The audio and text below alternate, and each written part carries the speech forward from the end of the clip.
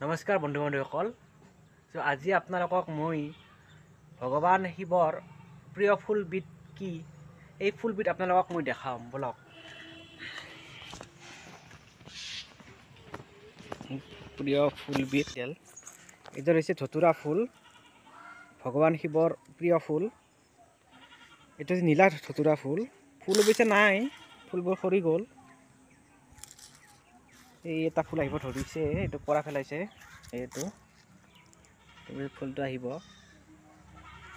এই ধতুৰা ফুল। এই ধতুৰা ফুলটো হৈছে ভগৱান শিৱৰ প্ৰিয় ফুল।